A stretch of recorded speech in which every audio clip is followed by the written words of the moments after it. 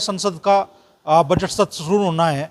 कई गर्मा गर्म मुद्दे हैं जिन्हें आवाज़ शायद मिलेगी और 2027 में उत्तर प्रदेश का विधानसभा चुनाव होगा, लेकिन एक चर्चा अभी से शुरू हो गई है। उत्तर प्रदेश के कद्दावर नेता आजम खान साहब और आज़ाद समाज पार्टी के राष्ट्रीय अध्यक्ष चंद्रशेखर आज़ाद जी के बीच गठबंधन की। तो इन्हीं सब मुद्दों पे चर्चा के लिए हमारे साथ खुद चंद्रशेखर आज़ाद जी मौजूद है। पूरे देश में इस वक्त सबसे ज़्यादा चर्चाओं में है महाकुंभ, और आपका एक बयान बड़ा वायरल हुआ और उसे लेकर बड़ा विवाद भी उठ रहा है, क्या कहना चाहें? देखो, मैं फिर आपसे स्पष्ट कर दूं, मैं मूर्खों के साथ नहीं लड़ना चाहता। मैंने जो बयान दिया उस पर ज्योति पीठ है जो है, उसके जो शंकराचार्य उन्होंने उसको कहा कि वो सही बयान है। तो जब वो मेरे बयान को, मैं कहता हूँ हिंदू धर्म में सनातन में जो सनातन की धार्मिक व्यवस्था है उसमें शंकराचार्य का पद एक बहुत बड़ा पद है, और जब एक बड़े शंकराचार्य उस बयान का समर्थन कर रहे हैं तो फिर मुझे लगता है किसी को आपत्ति नहीं होनी चाहिए। मैं कोई मूर्ख क्या कह देता मैं उससे लड़ता फिरूँ, ये मेरा काम नहीं है।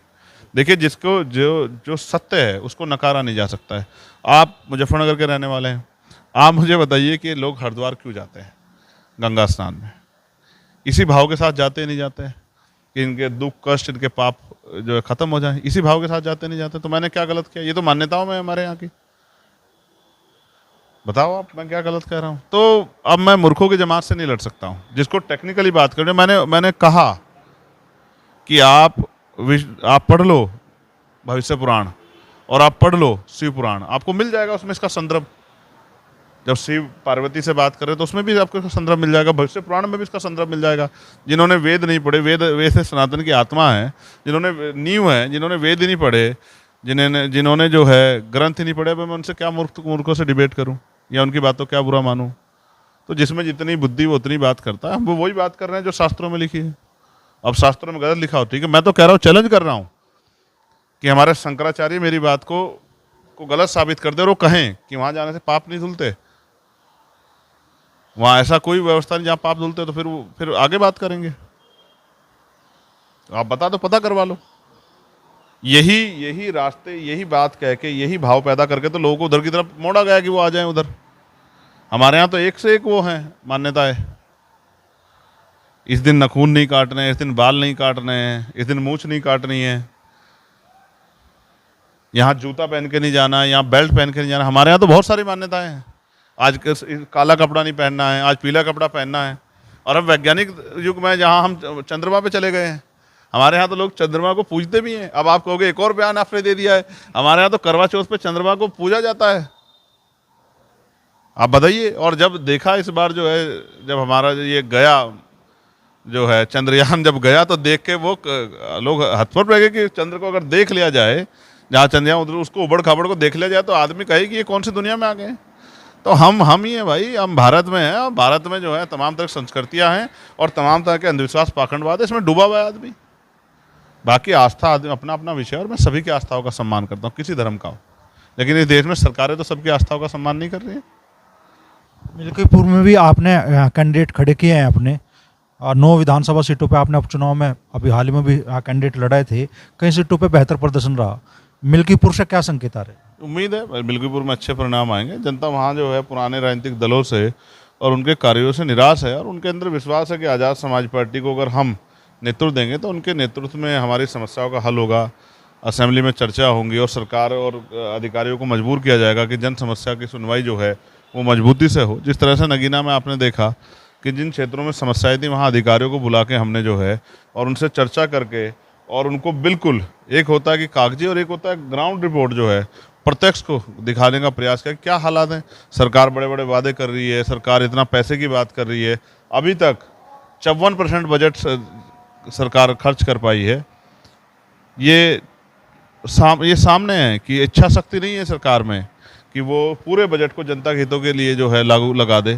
तो ये इच्छा शक्ति कमी, और वो जो है गरीबों के प्रति जो है वो सकारात्मक सोच ना होना, किसान कमेरे वर्ग के प्रति वो सोच ना होना, उस सोच ना होने के कारण जैसे दलित, पिछड़े और मुस्लिम समाज के बच्चे, उनको स्कॉलरशिप का जो मामला है बहुत सारी जगह पेंडिंग है, लेकिन कभी सरकार ने उन पर ध्यान नहीं दिया। मैंने कल ही मांग की मुख्यमंत्री से कि हॉस्टल जो है, सरकारी हॉस्टल, उनकी हालात बहुत बुरी है, चाहे वो SC/ST OBC के हों या माइनॉरिटी के जो हॉस्टल्स हैं उनको, और नहीं है तो निर्माण कराया जाए जिससे बच्चों का एजुकेशन लेकर उनका भविष्य बने, और अगर हैं तो उनके हालातों में सुधार किया जाए, वहाँ सुरक्षा की व्यवस्था की जाए, वहाँ जो है और जो है जो सुख सुविधाएं वहाँ पहुँचाए वो की जाए, उनकी बिल्डिंग अच्छी बनाई जाए, उनमें बिजली पानी की अच्छी व्यवस्था की जाए, जिससे बच्चों के अंदर जो है उनका मनोबल बढ़े और वो मजबूत विश्वास के साथ एजुकेशन लेके देश और प्रदेश के तरक्की में अपना योगदान कर सकें। तो मैं तो कोशिश कर रहा हूँ कि जनरल विषय जो है रोटी कपड़ा मकान रोजगार, जो बुनियादी विषय, नौजवान पढ़े लिखे नौजवान बेरोजगार घूम रहे हैं, पश्चिम से आते हैं, मैं भी पश्चिम से आता हूँ, आप अपने यहाँ चेक करा लो गाँव में, पहले हर 5 साल में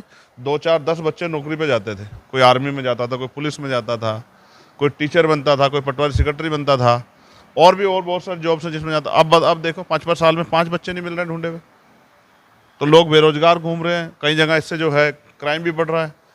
तो सरकार जो है वो लॉ एंड ऑर्डर में भी फेल है, रोजगार देने में फेल है, महंगाई से उसने कमर तो जनता की तोड़ दी है, और जो बुनियादी विषय हैं शिक्षा चिकित्सा उसमें भी सरकार फेल नजर आ रही है।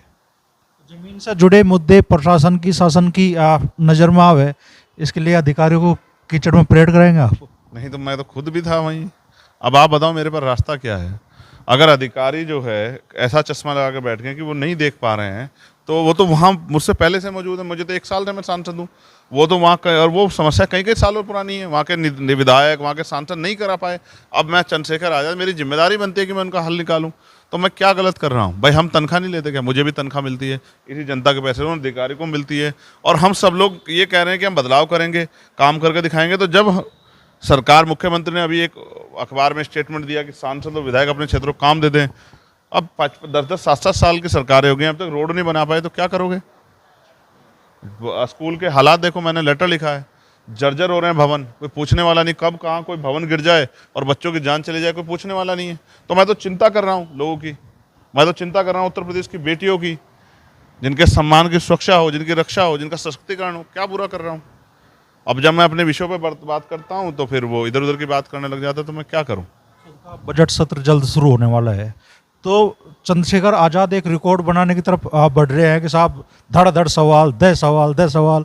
तो इस बार इस संसद सत्र में आप किन मुद्दों का आवाज़ देने वाले? देखो, जिस क्षेत्र से मैं आया हूँ वहाँ हमारे क्षेत्र में बहुत बड़े बड़े नेता दिए उस क्षेत्र ने,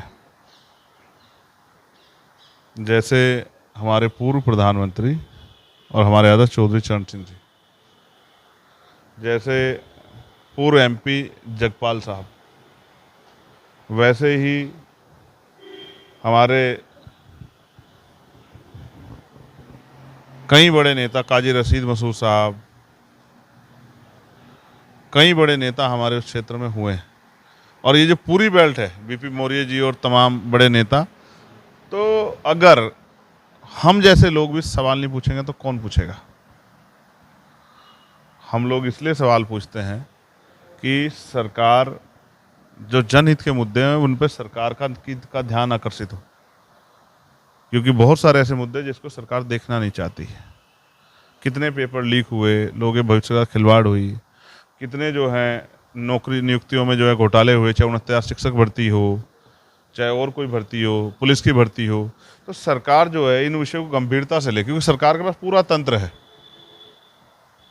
सरकार के पास पूरा तंत्र है, और सरकार इन विषयों पर गंभीरता से ले काम करे तो शायद हालातों में बदलाव हो सकता है। और किसानों का विषय, किसानों के विषय पे हमेशा हम लोग मुखर रहे हैं, तो अगर हम नहीं सवाल पूछेगा तो कौन पूछेगा? सवाल वही पूछता है जिसका गला जो है साफ सुथरा हो और जिसकी उंगली न दबी हो। बजट में क्या मांग आप रखने वाले? मैं अपने क्षेत्रों के लिए और वंचित वर्गों के लिए जो बुनियादी, जैसे मैंने कहा कि शिक्षा में और रोजगार सृजन में और साथ साथ सुरक्षा सशक्तिकरण में जो भी मांग जो है हम लोगों ने कही है, तैयार की है, उन पे हम लोग जो हैं कोशिश करेंगे कि सरकार का ध्यान आकर्षित हो और सरकार उन विषय पर काम करे। बहुत सारी ट्रेनें जो हैं हमारे यहाँ से चलनी चाहिए, स्पेशली मेरी लोकसभा से नगीना से महाराष्ट्र के लिए ट्रेन, नगीना से सहारनपुर से लखनऊ के लिए ट्रेन, बहुत सारी ट्रेनें और बहुत सारे ऐसे स्टॉपेज हैं ट्रेनों के जो होने चाहिए। बहुत सारी मांगे हैं जो अलग अलग रखनी है, शिक्षा के क्षेत्र में, चिकित्सा के क्षेत्र में, तो वो रखेंगे। जैसे मेरी प्रबल इच्छा और मैं कोशिश कर रहा हूँ कि हमारे यहाँ केंद्रीय विद्यालय बने। ये केंद्रीय विद्यालय की मांग हमने की भी, लेकिन वो बॉर्डर तक आके सुवा तक आकर रुक गया, और कोई बात नहीं, फिर प्रयास करेंगे कि एक और स्कूल आए, वो उस तरफ आए। उसके साथ एम्स बने, बिजनौर बिजनौर और नगीना लोकसभा में एक एम्स बने, जिसकी बहुत ज़रूरत है। आज हमारे आदमी को मेरठ, सहारनपुर के आदमी को, आज मुजफ्फरनगर के, बिजनौर के आदमी को क्या तो दिल्ली आना पड़ता है या ऋषिकेश जाना पड़ता है दूसरे स्टेट में, और वहाँ हम एडमिट नहीं करा पाते अपने पेशेंटों को। तो मेरी इच्छा है कि यहाँ भी जो है एम्स जैसा एक हायर सेंटर जो है बिजनौर में बने, और उसके लिए मैं संकल्पित हूँ, उसके लिए मैं लगातार मांग उठाता रहूँगा। पिछली बार का जो संसद सत्र समाप्त हुआ वो एक विवाद के साथ हुआ, अमित शाह जी के बयान को लेके अम्बेडकर बाबा साहब के बारे में। क्या इस बार जब संसद सत्र शुरू होगा तो उस मुद्दे को लेकर अभी गर्मी रहेगी क्या? फिर आपसे कहूँगा, जैसे मैंने अभी आपसे कहा कि प्रायोरिटी पे क्या है, मेरे क्षेत्र में रोजगार के अवसर पैदा हों, वहाँ इंडस्ट्रियल एरिया लगे। मैं लगातार एमएसएमई के जरिए कुटीर उद्योग, लघु उद्योग लगे, महिलाओं को रोजगार मिले। मैं लगातार इस पर प्रयास कर रहा हूँ। लेकिन जो बात आपने कही, ये बयान दिए इसलिए जाते हैं कि सेशन डिस्टर्ब हो जाए और जो बुनियादी सवाल है वो इधर उधर भटक जाए। आप समझो कि जब पार्लियामेंट चलेगी नहीं तो लोगों के सवाल कैसे उठेंगे? सवाल नहीं उठेंगे तो सरकार पे दबाव कैसे बनेगा? सरकार उन मुद्दों पे काम कैसे करेगी? हम सरकार को मजबूर कैसे करेंगे? तो हम कोशिश करेंगे सदन चले, और जिन बातों पे अपना विरोध हो, विरोध अपना जारी रहेगा। उसके और बहुत सारे तरीके हैं, उनको सड़कों से लड़ लेंगे, मीडिया के जरिए लड़ लेंगे, लेकिन अब सदन चले और सदन में गंभीरता से उन मुद्दों पर चर्चा हो जिनके साथ बदलाव होने हैं, उसको पीछे नहीं छोड़ सकते। 2027 का चुनाव में है तो 2 साल का समय, लेकिन अभी से मतलब चर्चाएं शुरू हो गई है कि चंद्रशेखर आज़ाद मजबूत घेरेबंदी करने वाले हैं और साथ देने वाले हैं आजम खान साहब भी। आप लोगों की जब मुलाकात हुई उसके बाद में लगातार ये चर्चाएं शुरू हो गई है। क्या 2027 के विधानसभा चुनाव के लिए बड़ा और नया गठबंधन वजूद में आने वाला है क्या? देखिए, मैं कोशिश कर रहा हूँ कि एक ऐसा विकल्प बने जो निर्विवाद हो और जिस विकल्प से उत्तर प्रदेश में भाजपा को रोका जा सके, क्योंकि 2022 में जो विकल्प बना था उससे भाजपा को रोकना में कामयाब नहीं हो पाए। तो एक मजबूत विकल्प बने, और वो विकल्प हम कोशिश कर रहे हैं, वो उसकी शक्ल कोई भी हो, उसमें सहयोगी कोई भी हो, लेकिन वो विकल्प इस बार हम लोग इतना मजबूत बनाएंगे कि जिससे भारतीय जनता पार्टी को उत्तर प्रदेश में रोका जाए और उत्तर प्रदेश में सरकार बने वो दलित, पिछड़े, मुसलमान और सामान्य जाति के भी गरीब परिवारों की, महिलाओं की, किसानों की, सबकी सरकार हो, और उस सरकार के लिए जनता का के समस्याओं का हल हो। लोगों को रोजगार मिले, किसानों को फसलों के दाम मिले, किसानों का कर्ज माफ़ हो, महंगी बिजली और जो पानी की व्यवस्था है, ये महंगी बिजली जो है इसकी समस्या से निजात मिले, और अच्छे स्कूल, कॉलेज, यूनिवर्सिटियाँ बने, अच्छे हॉस्पिटल बने, रोजगार के साधन सर्जित किए जाएँ, और ग्रामीण क्षेत्रों में भी सुख सुविधाएँ पहुँचे, और हम अपने ड्यूटी करेंगे। तो कितने कदम चले और कितनी कामयाबी मिली अब तक? जारी है, पीछे नहीं हट रहे, आगे बढ़ रहे हैं लगातार। और मुझे उम्मीद है कि आप लोगों को भी गर्व होगा अगले 5-4 साल में कि आपके यहीं से सामान्य परिवार से निकलने वाले लोगों ने प्रदेश और देश के नाम में को रोशन करने में 4 चांद लगाए। अच्छा, क्या जयंत चौधरी जी भी, आप बड़ा भाई उनको बोलते हैं हमेशा, इस नए गठबंधन का हिस्सा बन सकते हैं? अब देखिए, ये तो उनके ऊपर डिपेंड करता है कि वो क्या सोचते हैं, वो किस तरह की राजनीति करना चाहते हैं। और रिश्ते जो हैं वो पार्टियों के मोहताज नहीं होते। तो रिश्ते अपनी जगह है और राजनीति अपनी जगह, वैचारिकता अपनी जगह है। जैसे बहुत सारे लोग धर्म की राजनीति कर रहे हैं, मैं नहीं करता, मैं नहीं जाना चाहता उस पर। मैं रोटी कपड़ा मकान की राजनीति करना चाहता हूँ, सामाजिक न्याय की राजनीति करना चाहता हूँ। लोगों पे जो जुल्म हो रहा है, एट्रोसिटी हो रही है, उनको वो ख़त्म हो जाए और लोग मानव मानव एक समान के नारे पे आ जाए, मैं तो उसकी तरफ को बढ़ रहा हूँ। तो सबके अपनी अपनी राजनीति है। अब जैन जी किस तरह से आगे बढ़ना चाहते हैं, ये फैसले उनको लेने हैं। जोड़ने की तो कोशिश रहेगी आपकी? मैं तो सभी को जोड़ना चाहता हूँ, जो भी बिखरे में सभी को जोड़ के, और जो अच्छी सोच के लोग हैं उनको आगे बढ़ने का, वो आगे बढ़ के जो है प्रदेश का नेतृत्व करें। मैं तो ऐसी कोशिश करूँगा। अच्छा, 2027 के विधानसभा चुनाव में क्या लग रहा है कि अखिलेश यादव इस बार आप लोगों के लिए दरवाजे खुलेंगे, गठबंधन के लिए हाथ बढ़ाओगे? हम अपना काम करेंगे, और मैंने आपसे कहा कौन दरवाजे खोले कौन बंद करेगा जनता तय करेगी। ये आप और मैं नहीं तय कर सकते। तो हर मुद्दे पे पूरी बेबाकी के साथ चंद्रशेखर आज़ाद जी ने अपनी राय रखी।